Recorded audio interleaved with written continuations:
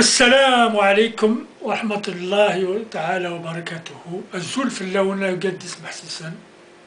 Mesdames, Mesdemoiselles, Messieurs, bonjour. Nous continuons notre débat sur l'Algérie, sur son histoire, son présent et son avenir. Nous sommes concernés par la situation dans tous les cas de figure et quelle que soit l'époque. Par conséquent, nous devons nous exprimer librement sur l'histoire de l'Algérie, sur son présent, la situation actuelle, et sur les projections d'avenir. Bien. Comme dans le cas d'un individu, une nation a son histoire,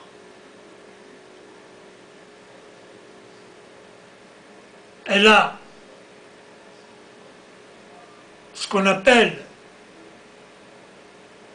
des traits, des caractéristiques innées et des caractéristiques acquises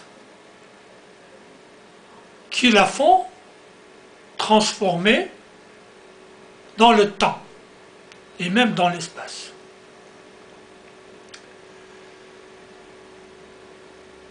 Les constantes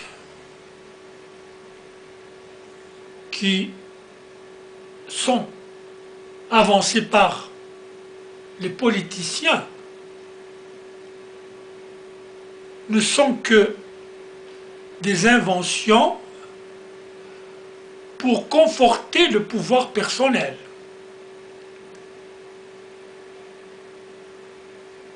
Ce qui est très juste si l'on considère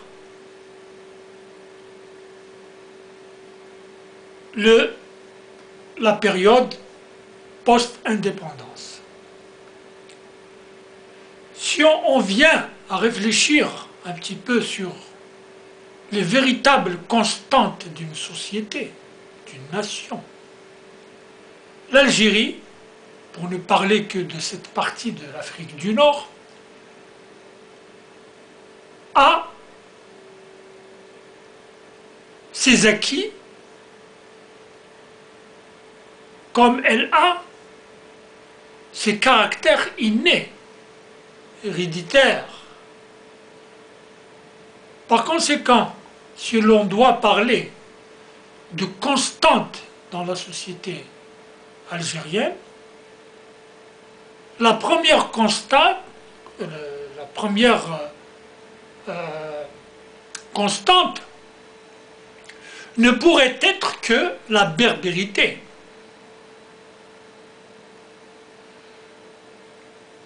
En effet, l'Afrique du Nord, ou l'Afrique septentrionale,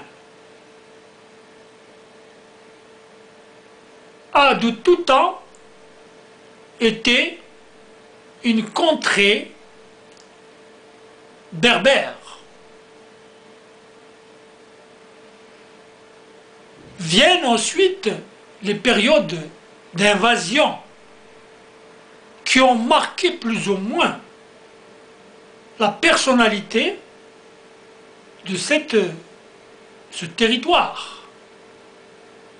Les Vandales, les Romains, les Espagnols, les Turcs, les Français. Mais avant cela, il y eut l'invasion arabe du 7e siècle, qui n'a été qu'une invasion au même titre que les autres.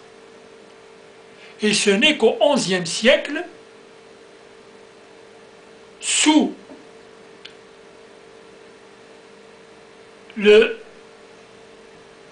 l'idéal, sous l'objectif d'islamisation, que la société berbère était devenue musulmane et de ce fait a acquis la langue arabe. Il s'agit donc d'une acquisition.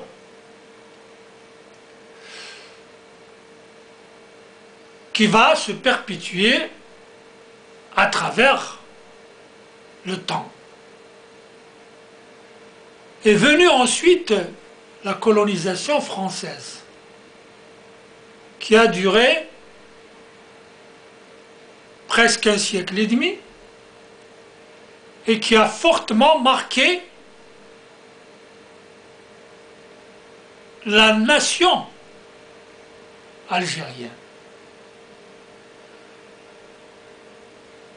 À la veille donc de l'indépendance, la situation de ce pays, pour mieux l'identifier, se caractérise par un substrat fondamental qui est la berbérité, une qualité acquise qui est l'islam, avec son support qui est la langue arabe, et une acculturation française qui a apporté son influence dans le mode de vie des Algériens. Si l'on doit parler aujourd'hui de la nation algérienne, on ne peut pas s'offusquer en excluant l'une ou l'autre de ses qualités innées ou acquises. Du reste, depuis l'indépendance, des leaders autoproclamés se sont donné une mission suicidaire de transformer la société algérienne,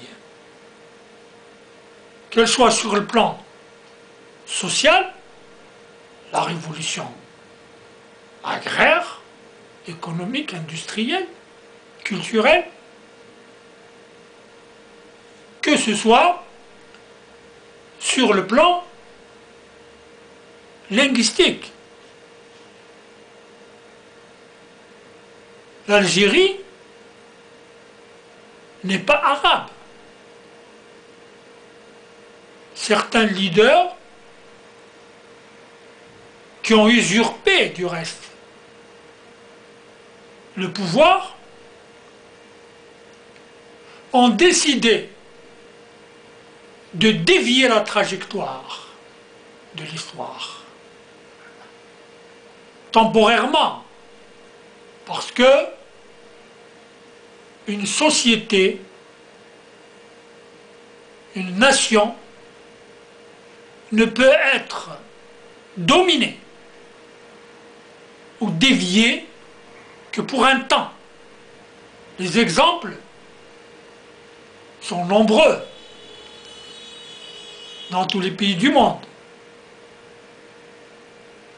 Par conséquent, ce que Boumediene a empêché d'advenir par la force, à savoir la réhabilitation de la langue amazigh, est venu s'imposer aujourd'hui de lui-même.